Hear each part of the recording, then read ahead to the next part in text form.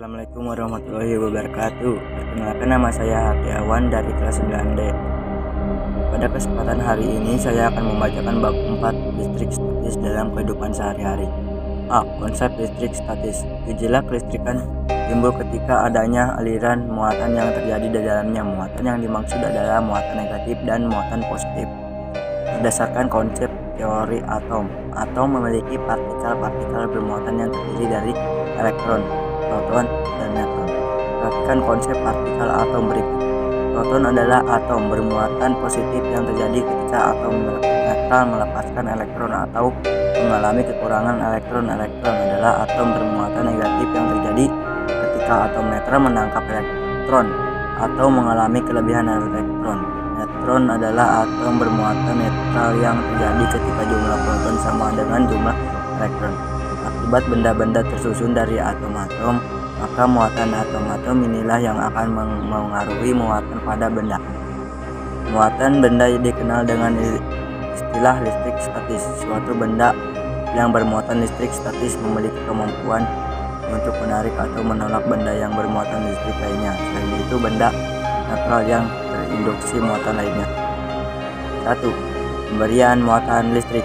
Pemberian muatan listrik pada dasarnya dapat dilakukan dengan cara menggosok suatu benda. Ada yang sukar memberikan elektron dan ada juga yang mudah memberikan elektron. Perhatikan tabel benda-benda berikut ini. 1. Ebonit. 2. Teflon. 3. Silikon. 4. PVC. 5. Plastik. 6. Emas platinum. 7. Kuningan perak. 8. Tembaga. 9. Balon karet. 10. Kayu. 11. Baja. 12 kapas, 13 kertas, 14 aluminium, 15 sutra, 16 rambut kucing, 17 wol, 18 rambut manusia, 19 kaca, 20 kulit. Berdasarkan tabel di atas dapat digunakan untuk memperoleh jenis muatan dari suatu benda dengan cara menggosokkan suatu benda dengan benda lainnya. Jenis muatan suatu benda yang digosokkan terdiri dari berikut. A. Muatan negatif. Muatan negatif adalah muatan di mana benda yang digosokkan dengan benda lainnya akan menerima elektron dari benda yang digosokkan. Benda yang menerima elektron dari benda lain inilah yang akan memiliki muatan negatif. Contoh, kertas yang digosokkan dengan sutra. Sutra akan lebih mudah memberikan elektron ketika digosokkan dengan kertas. Sutra akan bermuatan plus dan kertas menjadi bermuatan kurang. B. Muatan positif. Muatan positif adalah muatan di mana benda yang digosokkan dengan benda lainnya akan melepaskan elektron menuju benda yang digosokkan. Benda yang melepaskan elektron menuju benda lain inilah yang akan memiliki muatan positif. Contoh, kertas yang digosokkan dengan teflon.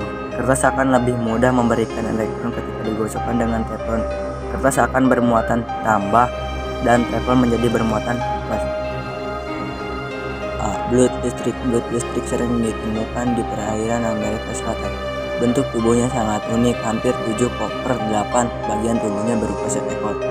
Di bagian ekor inilah terdapat baterai-baterai kecil berupa lempangan horizontal dan vertikal. Jumlahnya sangat banyak, lebih dari 5.000 buah untuk navigasi.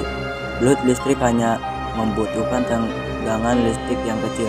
Namun ketika bertemu musuh atau mangsanya, blood listrik akan memberikan tegangan maksimal mungkin melalui kepala dan ekornya yang ditempelkan pada tubuh musuh atau mangsanya. B. Echidens.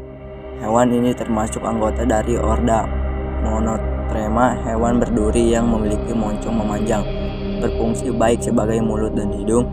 Moncong ini juga mengirim sinyal-sinyal listrik yang membantu mereka menemukan serangga untuk dimakan. C. Catfish elcetrik, disebut juga lele air tawar, asli dari perairan tropis Afrika, mampu menghasilkan listrik sampai 350 volt, jumlah yang mampu menghidupkan komputer selama 45 menit. Organ listrik mereka membentuk lapisan agar